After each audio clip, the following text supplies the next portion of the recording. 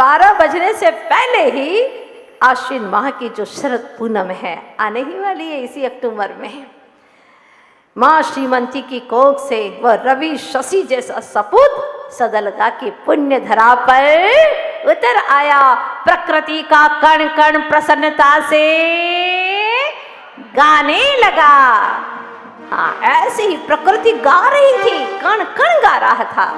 हो एक जन्म्यो राज दुलारो, दुनिया नो तारण हारो।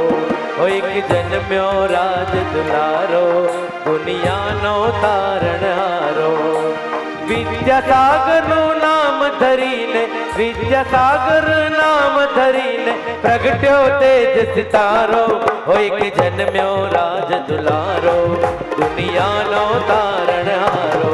हो एक जन्म्यो राज दुलारो, दुनिया नो तारण हारो।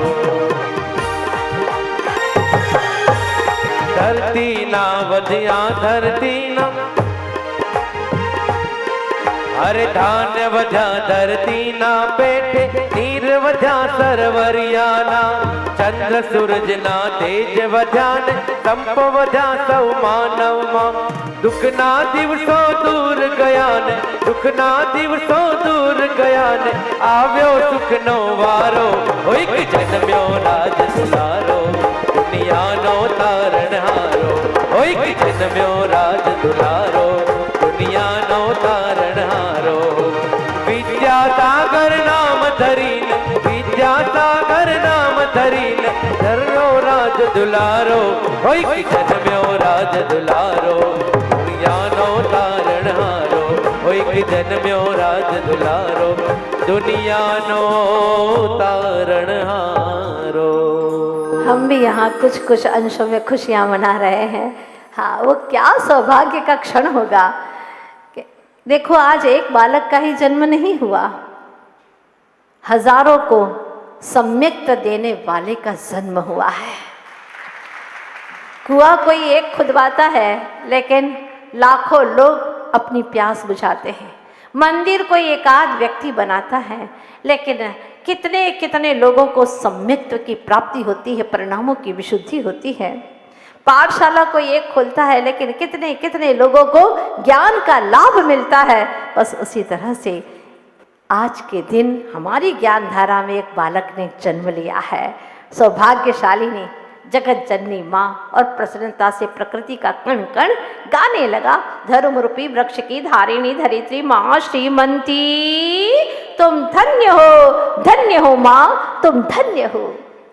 अभी आप लोग नेमिक कुमार की बहुत बड़ी यात्रा देख करके आए हैं, है ना। तो अभी बालक का जन्म हुआ। हर बार हम ज्ञानधारा में बहुत अच्छे से इसका उत्सव मनाते हैं, लेकिन पर्वराज पर्यूषण आया, उत्सव पर उत्सव बहुत हो जाएंगे, आप लोग कहीं थक न जाओ। इसलिए जब बालक विद्याधर दीक्षा लेंगे, उस वक्त हम बहुत जोरदार बड़ा उत्सव करेंगे। यहाँ पर बड़ा आनंद आने वाला है। प्रतीक्षा कीजिए, बस 10-15 दिन के बाद में ही दीक्षा का कार्यक्रम शुरू हो जाएगा। जन्म लेते ही चिक्कोड़ी उपचारालय में ले जाया गया। शिशु बहुत सुंदर है, मनोज्ञ और स्वस्थ है। यह समाचार चिकित्सक ने शीघ्र ही माता पिता को द्वितीय होकर भी अद्वितीय है यह सुन माँ फूली नहीं समाई। द्वितीय नंबर का पुत्र है, लेकिन अद्वितीय है। क्या पुत्र है, अद्भुत सुंदर, घुंघराए बाल, लाल लाल अधर, शिशु को देखने लालायित हो गई। एक चंद्र तमोहंती, एक चंद्रमा ही अंधकार को दूर करने वाला होता है। युक्ति यह चरितार्थ हुआई। शरद पूर्णिमा की मध्य दिशा से भोर के आगमन तक प्रकृति के प्रांगण से गूंजता रहा अद्भुत नाद, और होते ही भोर अपनी ज्योति समेत ज्योत्सना यानी चांदनी कर गई प्रस्थान अज्ञात पथ की ओर। तभी विशाल गगन के उस छोर से अपनी नैसर्गिक छटाले स्नेहिल चाल से, जरा जोर से गाइएगा, उतर रही थी वसुंधरा के प्रांगण में सूरज की सुहागिनी रश्मियां। देखो इधर से चंद्रमा की चांदनी तो प्रस्थान कर गई, सवेरा हो रहा है और सूरज की एक से एक सुंदर जो सुहागिनी बेटियां हैं ना, रश्मियां, उसकी किरणें, वो कह गई उन्हें, सुहागिनी बेटियां रश्मियां कह गई उन्हें, लो संभालो इस बाल लाल ज्ञान सूर्य को द्वितीय पुत्र के रूप में अद्वितीय। हाँ, अब सूरज की किरणों को कह के गई, अब संभालो तुम, हाँ, इस बाल लाल ज्ञान सूर्य को द्वितीय पुत्र के रूप में पर अद्वितीय दिवाकर है। और सुनिएगा उनकी कुंडली क्या कहती है। शनि लग्न में होने से दृढ़ निश्चयी महान हष्ट पुष्ट शरीर का, साथ ही तृतीय तथा एकादश भाव में सूर्य और राहु के पावन योग में होने से जातक होगा संयमी और तार्किक, और किंतु शनि की प्रबलता से वस्त्रहीन दिगंबर मुनि होने का योग लेकर, शनि की प्रबलता है इसलिए वस्त्र भी नहीं मिलेगा उसको, हाँ, एक धागा भी नहीं, मतलब दिगंबर मुनि होने का योग लेकर अपनी बंद मुट्ठियों में अंतर आत्म वैभव और नाजुक लाल पगतलियों में जग का जड़ वैभव ठुकराने की, क्या वो पगतलियां धन्य हो गई जिसमें सारे जग के वैभव को ठुकराने की क्षमता है। कोई भी आसक्ति नहीं, कोई अटैचमेंट नहीं, अनसुने अनजाने गांव सदलगा को पहचान देगा एक दिन समूचे जगत में गांव का, वरना कौन जानता था सदलगा को, अनजाने अनसुने गांव सदलगा को पहचान देगा एक दिन समूचे जगत में गांव का, नाम रोशन करेगा एक दिन कौन जानता था। देखते ही बोल पड़ी, क्या बोलती है माँ, तुमको पाकर आज फिर माँ होने का गौरव मुझे अति, जो इतना पहले एक बालक था लेकिन उस वक्त वो आना नहीं था, लेकिन आज तुम्हें देख करके मुझे बहुत गौरव हो रहा है। अद्भुत है प्रकृति के कृत्य, पूरे परिवार को तारनहारा आ गया, पूरे परिवार को तारने वाला। अद्भुत है प्रकृति के कृत्य, लगते ही दृश्यमान पर हैं अदृश्य। अभी क्या है, प्रकृति के कृत्य अदृश्य हैं, कहाँ पढ़ पाती हैं सामान्य मानव की आंखें इसकी अदृश्य। अभी कोई पढ़ पा रहा है कि आगे क्या होने वाला है, कहाँ समझ पाता है इसके, हाँ, इसके अबूझ संकेतों को मानव मेधा के वश की। अक्की वाट के भट्टारक मुनि विद्यासागर जी का श्रद्धा से स्मरण कर ज्यों ही पहली बार पुकारा माँ ने बड़े प्यार से, बेटा बेटा विद्याधर, बड़ी बड़ी आंखों से निहारता रहा, मानो कह रहा हो विद्यासागर ही कह दो ना एक बार। माँ ने कहा बेटा विद्याधर तो बड़ी बड़ी आंखों से निहारता रहा, मानो कह रहा हो विद्यासागर ही कह दो ना एक बार। दिन पर दिन लो आ गया प्रथम बार जिन दर्शन करने का। दृश्य कितने प्यारे हैं देखिएगा। शिशु को नवीन वस्त्र पहनाकर किया माँ ने तैयार, ऐसा लगने लगा मानो बाल घुंघराले बाल नपातुला, जगत की सारी रूप राशि इसके सामने। मंदिर जाते जाते हर महिला ने अपने हाथों में, और अंत में श्रीमंती की प्रिय सखी पद्मा चुप न रह पाई, बोल ही पड़ी, कई जन्मों का एक साथ पुण्य उदय में, हाँ, कई जन्मों का एक साथ पुण्य उदय में आया है, पूर्व जन्म की तपस्या का, तभी तो तूने बाहुबली सा इसी वार्तालाप में जो ही पहुंचे मंदिर, विद्याधर माँ के हाथों से फिसलने लगा। धरती पर लिटाते ही प्रभु की ओर मुख कर लिया। सीधी दृष्टि पड़ी प्रभु पर, मानो कोई पूर्व भव की स्मृति छलक आई। सो नयन विस्फारित कर मुस्कान उभर आई अधर पर।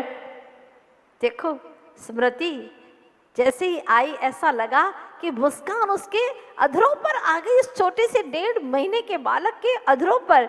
सभी नारियों का मन आश्चर्य से, तुम भी बच्चे को लाते हो, सोता ही रहता है, नमोकार मंत्र भी नहीं सुनता, और उसको पैर पे मारती रहती हैं, वो जागता ही नहीं है, जागे तो रोने लगता है, भगवान का दर्शन नहीं कर पाता। समझ लेना कुछ तो कारण है, यह कोई सामान्य नहीं। बोलिएगा होनहार। तभी तो शांत होकर इसने,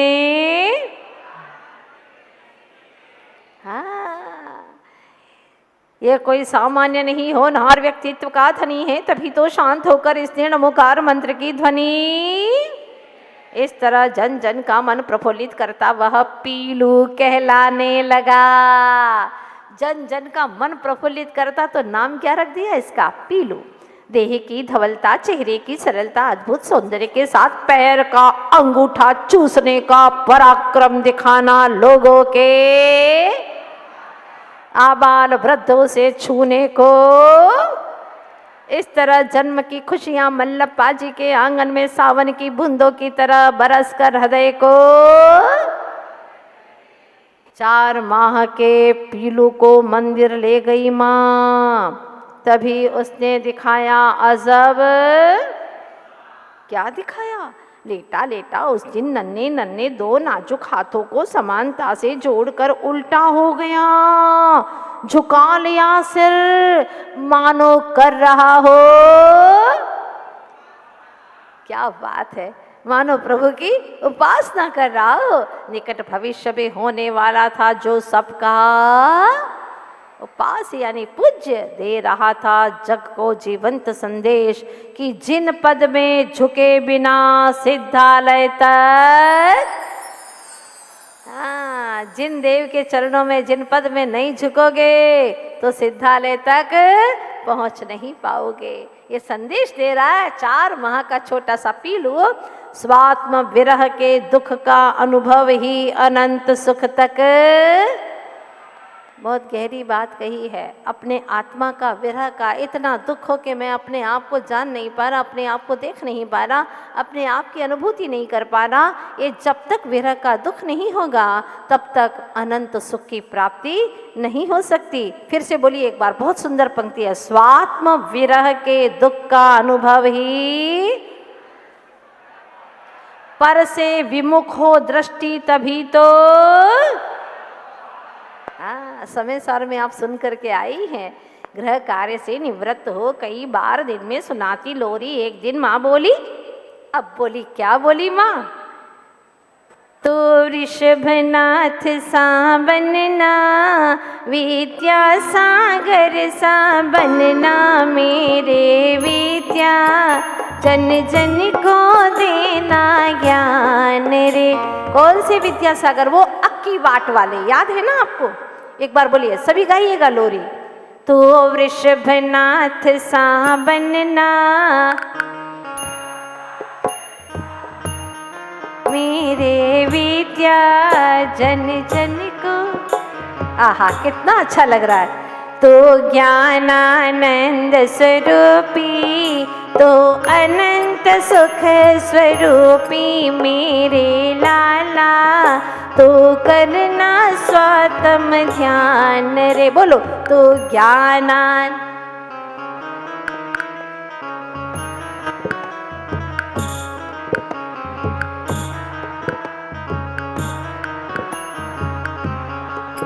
क्या लोरी सुनाई माँ ने? ये नहीं कहा बेटा तू बड़ा होना, खूब पैसा कमाना, प्यारी सी बहू लेकर के आना। हाँ, नहीं नहीं नहीं नहीं नहीं, ऐसी बातें नहीं, मन में भी नहीं आती माँ के। क्या बात कही! ओहो, तू वृषभनाथ जैसा बनना बेटा, तू विद्यासागर जी वो भट्टारक मुनि जैसा बनना और जन जन को आत्मज्ञान देना। तो ज्ञान अनंत स्वरूप ही है बेटा, अनंत सुख स्वरूप ही है। बस अपने स्वात्मा का ध्यान करना बेटा। ध्यान से सुनते ही भरने लगा। कितना सुंदर दृश्य देखो, झूले में आंखें खोल करके और माँ से जैसे कह रहा है, हाँ माँ सुन रहा हूँ मैं।